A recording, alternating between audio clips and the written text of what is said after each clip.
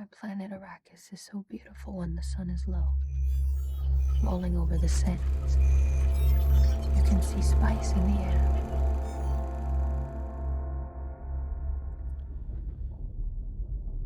Hello everyone, welcome back to another episode. This will contain spoilers for Dune Part 2.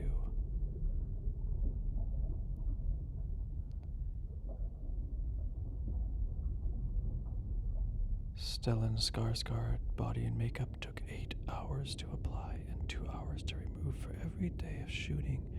He didn't drink anything and took Imodium pills in order to avoid having to go to the bathroom during shoot days.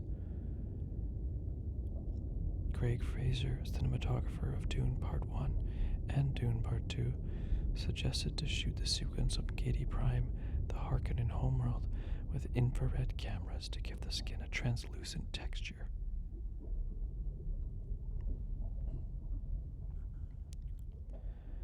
Lady Jessica's facial tattoos are the Bene Gesserit litany against fear.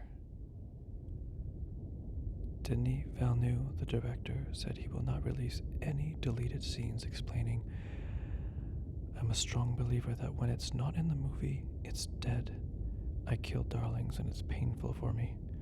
Sometimes I remove shots and I say, I cannot believe I'm cutting this out. I feel like a samurai opening my gut. It's painful, so I cannot go back, and after that, create a Frankenstein and try to reanimate things that I killed. It's too painful. When it's dead, it's dead. And it's dead for a reason. But yes, it is a painful project, but it is my job. The movie prevails. I'm very, severe in the editing room. I'm not thinking about my ego. I'm thinking about the movie." I have to say I respect Denis Villeneuve a lot for saying those things. Me being an editor and making productions, and many times I've had to cut out shots that I love, and sometimes those shots will remain in the project for a long time until I realize that I'm being an idiot and it needs to be removed and I'm just being egotistical or whatever, because I personally like it. So anyway, Denis Villeneuve, no wonder he's one of the best working directors, one of the greatest directors of all time. Fade Rotha's fight on Giedi Prime is seen in black and white infrared color palette, apparently induced by a black sun that orbits around. This is the first time the Giedi sun is shown in a Dune adaptation. However, the description in the book of a planet of the black sun is likely to be metaphorical, as all stars emit light, and a planet receiving no light would not be able to sustain life, allegedly.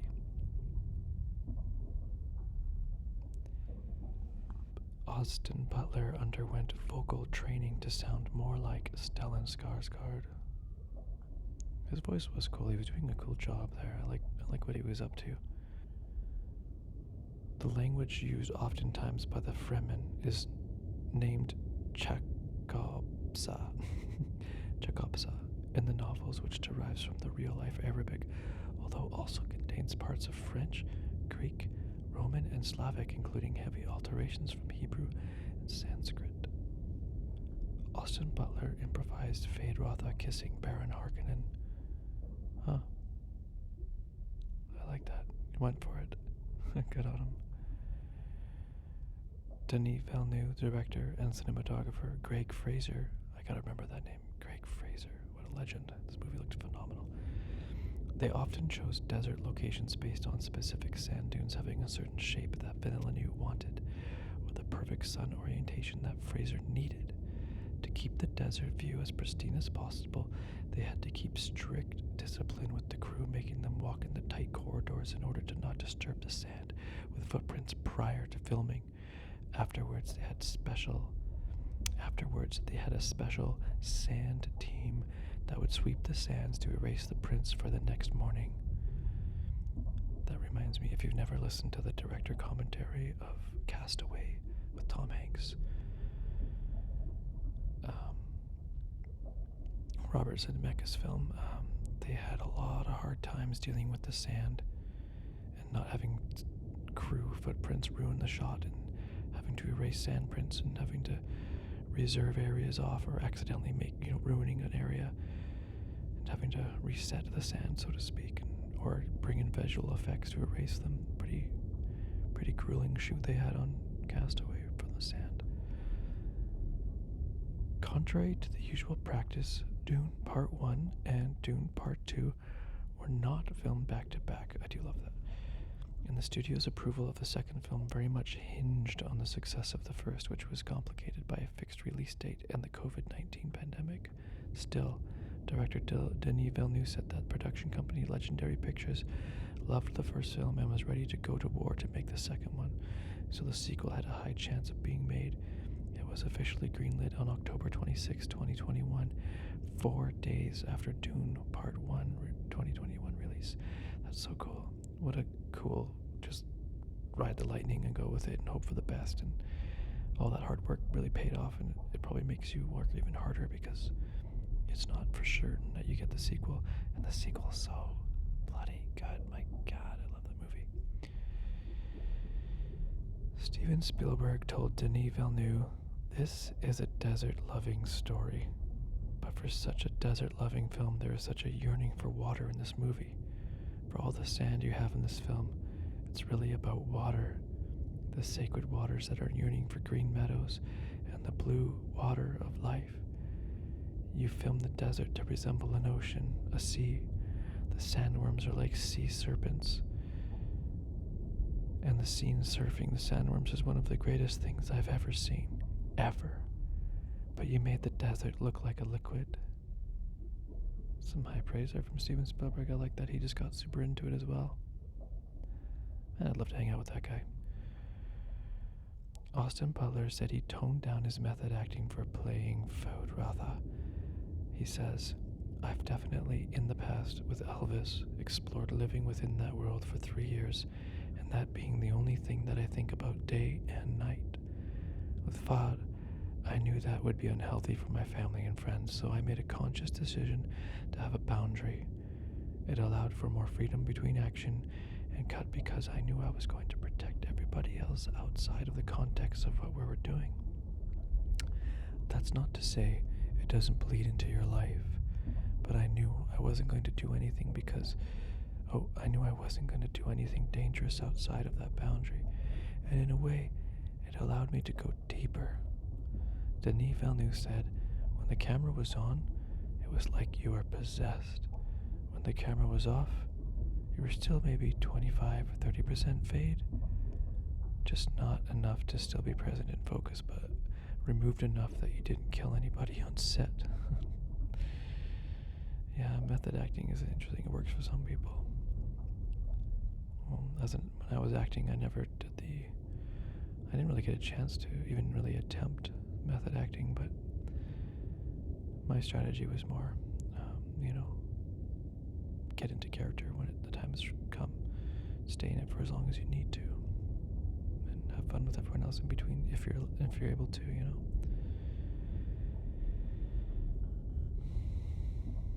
Sounds exhausting to stay in character the entire time, but it sounds kind of surreal. I recall one time in a scene I was in a chair tied with my arms behind my back, and in the scene I was being tortured and beaten, and I was in the chair for hours, and I remember pretending to get hit again and again and moving my head and getting whipped to the side and fake being hit, and after a while it did start to get to me in a weird sense where I felt like I had been beaten to a bloody pulp and was physically numb to the pain, to the impacts, and that's why I couldn't feel the impacts.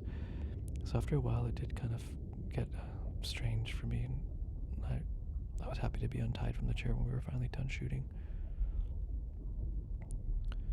Austin Butler had to gain 25 pounds of muscle to play Feyd-Rautha in this movie. That's pretty cool. Feyd-Rautha. I think it's Feyd-Rautha. I'm saying it wrong. 25 pounds of muscle. I guess he did look pretty big, but I didn't realize he was that much bigger than Elvis. I guess, yeah, he was pretty scrawny when I think about those interviews on TV. Good on him for putting on the weight. Stellan Skarsgård revealed that the massive prosthetics of Baron Harkonnen made his performance better. How do you do your job with 40 kilos of prosthetics on? It is tough, but the thing is, it hinders you in a way, but it also becomes something like the real fat it would have been that is also a hindrance, and you use the resistance of the costume to make him slower. To me, can become more dangerous in a way. You're not interested in showing any psychological fine-tuning in the action.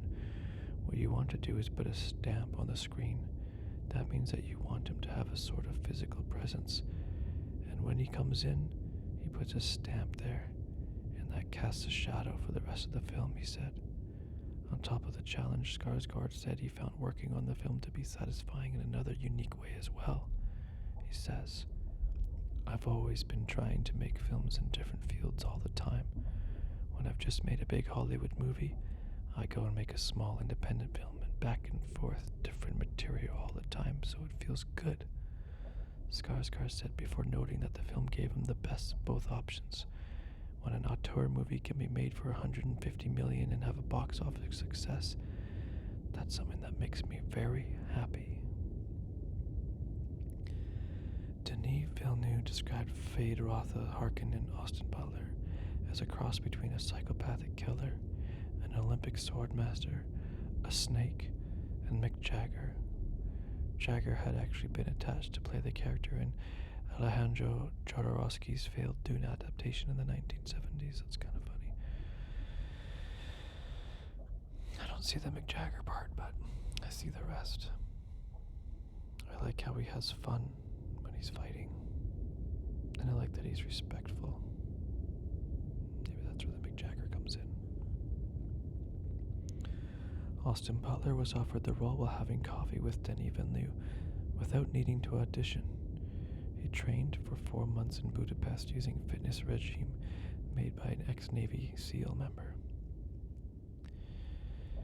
Didn't even have to audition. Son of a... You lucky bugger. What a role. I'd like to think that I could have done a shot at it. Probably not, but what a fun role to play.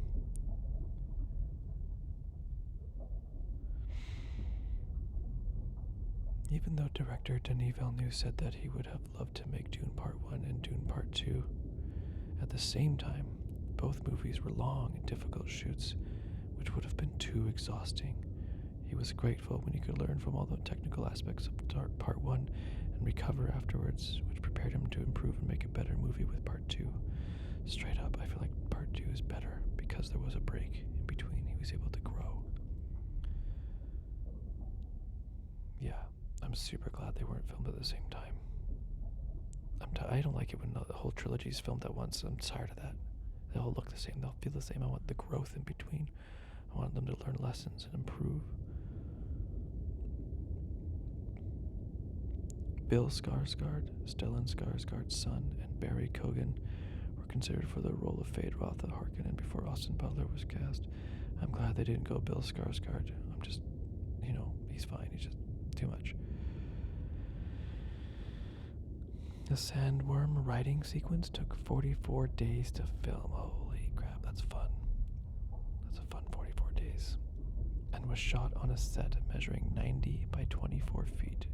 Upon first reading it in the script, cinematographer Greg Fraser thought, how the heck are we gonna do that? That's so fun, I love it. The sequel was greenlit after Part 1 topped the US box office on its opening weekend, making a career best performance for Denis Villeneuve and Warner's top performing opener of 2021. Yeah, no doubt they greenlit that. You greenlight it. Okay, so Austin Butler chose to model his voice on the intonations of Stellan Skarsgård, suggesting that Fade Rotha had grown up around Baron Harkonnen. That's clever. Clever technique there. Skarsgård didn't know about this decision and was taken aback the first time he heard it. Cool. Bring the family together. The movie opens shortly after the ending of Dune Part 1, with Paul and Jessica Atreides still traveling with the Fremen to their siege, who carry the body of Jamis along. Jamis. These scenes were originally meant to end the first film, but it was decided during post-production to shift them to the sequel instead. I think that was a good call, yeah. AMC's website crashed when tickets for this film went on sale. Booyah. Denis Villeneuve said of Zendaya, "She's so clever, but shows she's brilliant, and her strong presence. She was always on set even when she was not shooting, just sitting between cinematographer Greg Fraser and I, listening, and listening. So I would not be surprised that one day we'd learn that she wants to direct." Hell yeah. How would you not just be sitting there learning from the best? Oh, Zendaya might be director one day. I wasn't sure what the deal was with Zendaya. I was like, why is she being cast all the time? I don't get it. And I just wasn't clever enough to realize that, yeah, she's amazing. And unfortunately, I didn't really catch that until Dune 2. But now when I go back and see her previous work, I respect her a lot. Throughout the movie, there are references to the Bene Gesserit sisterhood planting superstitions throughout the Fremen tribes in order to control the population. While the actual sect of Bene Gesserit is not named in either part of Villeneuve Dune movies, it is referred to in the books as the Missionaria Protectiva. The more you know. Mahdi, a name the locals call Paul several times throughout the movie, has roots in Arabic. Mahdi al-Mantathar, or Mahdi the Awaited, is a prominent figure in Islam where it is stated he will appear during the end of time and cleanse the world of evil. Attributed similarly, Paul, where he was risen to have absolute power, considered a miracle, and his mission is to cleanse the world of evil. Actor, musician Sting, who appeared in Dune 1984, turned down a cameo appearance in this film. However, he did attend a New York premiere alongside his daughter, Mickey Summer. That would have been fun to have to have Sting in here.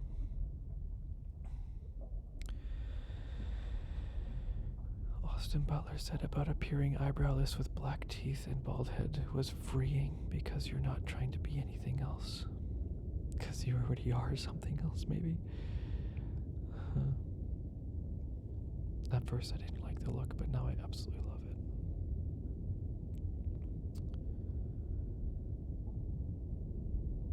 Outgrossed its predecessor within 3 weeks of release. Wow. However, this is an unfair comparison as Dune 1 was released in theaters on the same day as it premiered in HBO Max, potentially reducing its overall gross. Oh, I didn't know that. Released on HBO Max at the same time.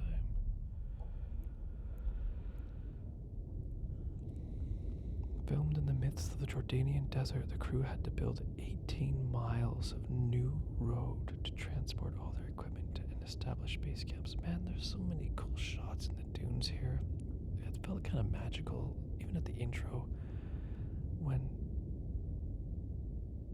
Paul's mother is beating up the guy at the top of the sand dune, and the sun that is behind them, and it's like she's all silhouetted, but you can kind of see the light wrapping around her front a little bit. It just looks so cool and real.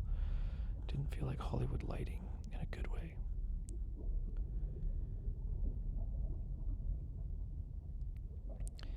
Lady Jessica's role is significantly beefed up in this version. In the book, she largely retreats into the background in the later passages, but Denis Villeneuve viewed her involvement in being critical in masterminding the rise of her son. Cool. I think that was a good choice, too. Christopher Walken, who plays Emperor Shaddam IV, coincidentally starred in a 2001 music video for the Fatboy Slim song Weapon of Choice, which includes several references to Dune in its lyrics. Don't be shocked by the tone of my voice. Walk without rhythm and you won't attract the worm. Walken said he did not know about the connection until an interview for GQ brought it up. I love that. Austin Butler revealed he was inspired by Gary Oldman and Heath Ledger when doing research and getting ready for the movie. He revealed, "I've always been inspired by Gary Oldman in many of his roles." I can't do the fade voice. I've always been inspired by Gary Oldman in many of his roles. Leon, The Professional, or True Romance, The Fifth Element. He further added, and we've talked about Heath Ledger a lot and his sense of play he had. And I like to say it's not the specific things, it's more of a general inspiration. Yeah, absolutely, I would feel the exact same way. Gary Oldman and Heath Ledger, I mean, the Joker. Let me show you a magic trick. You think Gamble here can't get a nickel from his grandma? I love Heath Ledger so much. Oh my gosh, that Joker scene. You're crazy. And he's like, I'm not. No, I'm not. And like his left eye blinks and his right eye doesn't or whatever. It's like, dude, give this guy the Academy Award already. And they did, gladly. Oh man, Gary Oldman in Leon the Professional is so fun. I love that role.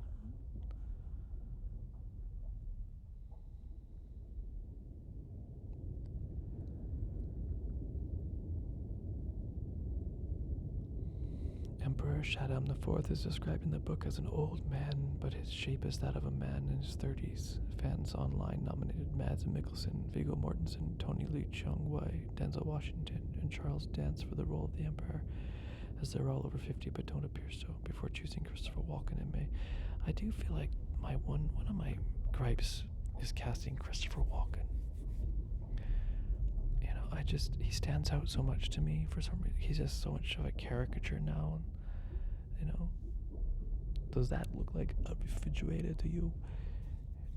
He's too funny, and there's so much comedy tied to him and his little shtick, I was just waiting for him to go full Walken at any moment, The sand is getting everywhere. I hate it. I wish they cast someone else. I wish Mads Mikkelsen.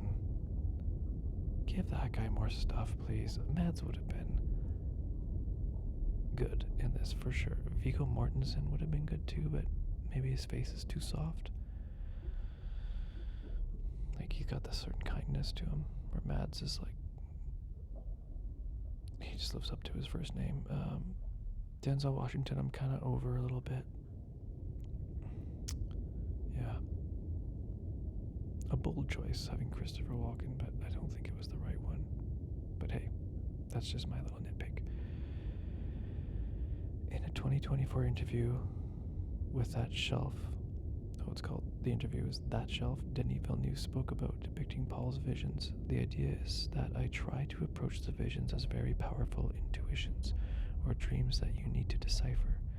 They are not precise. What Paul experiences is more about the emotion of the dream and a singular context rather than a precise vision. They're more like puzzles, and I thought it was interesting that Paul has these fears, these strange moments of prescience about what could happen.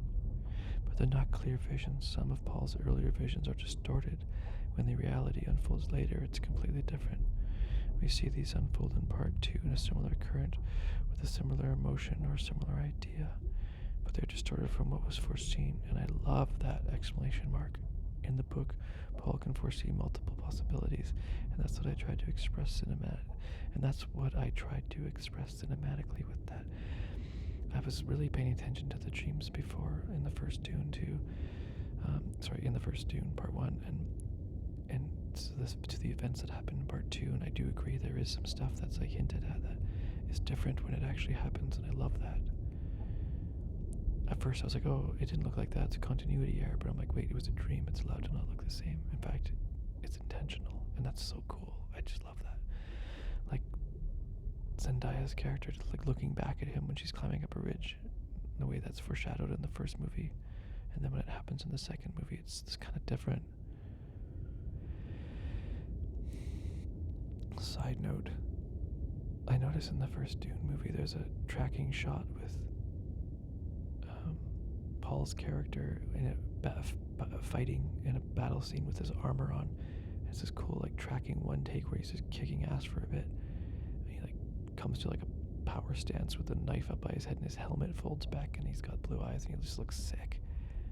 And then they did a similar shot with Zendaya's character, and it was so badass. The fighting one take where she's just like kicking ass, like a leg comes flying up out of frame, like she goes down and like a leg flies up, and it just looks, it's almost humorous how like badass she's being. And it's like a similar shot to that one in the first one. I wonder if that's part of the vision that's different. Like it wasn't him fighting, it's actually her fighting, or maybe that comes in number 3. Yeah, I guess that was probably a foreshadowing in the Holy War or something. I don't know.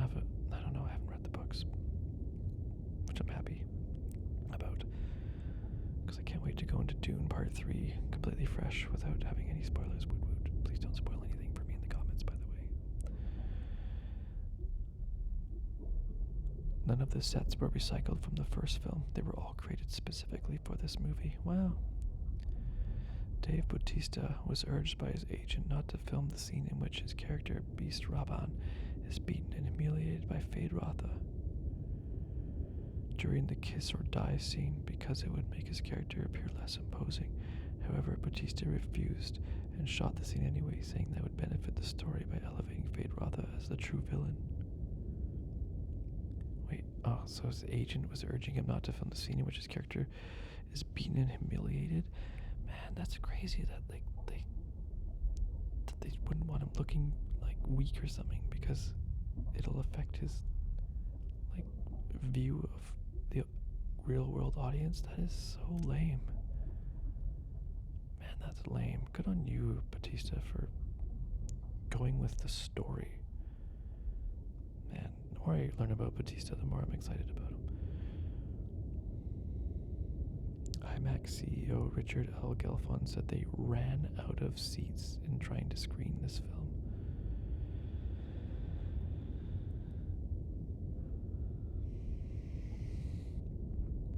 Christopher Walken filmed his scenes in 2 weeks.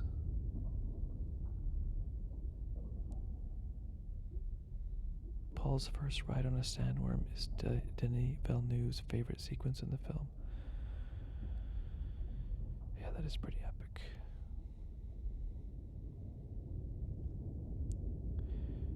Frank Herbert's son, Brian Herbert, called this the best adaptation of his father's work that he'd ever seen. Couldn't agree more. Feyd-Rautha Harkonnen is played by Austin Butler. Yes, coincidentally, there is a house butler in the novels that has long gone extinct by the events of the first book. However, although their bloodline survives within House Harkonnen, in Brian Herbert's prequel books, Feyd-Rautha's birth name was Feyd-Rautha Rabban, after his mother, Emmy Rabban's family. He was taken in by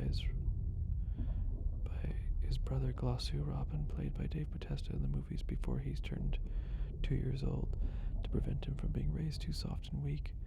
As Glossu and Vladimir Harkonnen felt that Feyd and Glossu's father, the Baron's half-brother, Abelard Harkonnen, was far too kind and gentle for the Harkonnen name.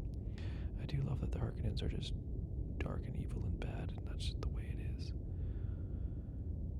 Feyd-Rautha's striking monochrome gladiator bout was filmed with specifically designed black and white infrared cameras. Yes, we already got that. Already went over that one.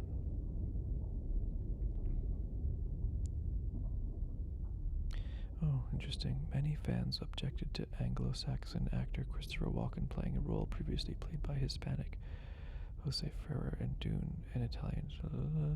But despite the character's name, the novels do not identify him as... Okay, whatever. No one cares.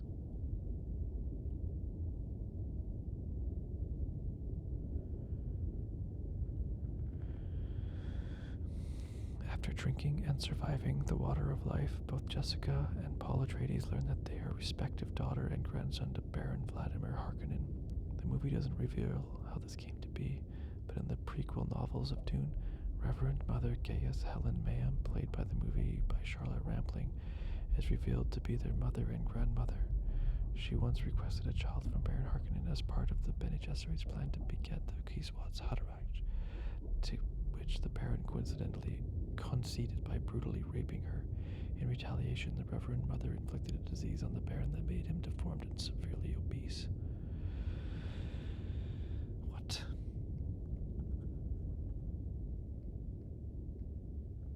In the original novel, Baron Harkonnen is killed by Paul's little sister Alia with the Gom Jabbar. At the time, she was about 4 years old and already fully aware of Reverend Mother. Just before his death, she reveals to him that she and his granddaughter by saying, "I'm sorry, grandfather, you've met the Atreides Gom Jabbar." However, in the movie, Paul is the one who kills the Baron, saying, "You die like an animal, grandfather." His little sister. Huh? That's quite different, isn't it? I like what they did with the movie, but I can see some people not enjoying that decision. Anna Taylor-Joy has a brief uncredited cameo as Alia, Paul Atreides' little sister, in a flash forward during one of his visions. Alia is a fan favorite from the original Dune novel, where she is born during Paul and Jessica's 2-year stay with the Fremen. Although she is a toddler, she has the mind of an adult due to Jessica's drinking the water of life. However, Denis Villeneuve shortened the 2-year period from the book to several months in the film, so Alia is almost exclusively depicted as a voice calling to Jessica from her womb, and remains unborn at the end of the movie. I like that. I like that decision. I like that flash forward that we got, and she's like, "I love you, Paul. I'm your sister." I thought that was really sweet. Okay. Well, I think I'm going to end it there. I hope you enjoyed this, and if you want to see more, please subscribe and like. I'll be posting lots of videos coming up soon. If you prefer these trivia ones, I can do more of them, or I can just share my thoughts. Anyway, take care, and you'll catch me in the next one.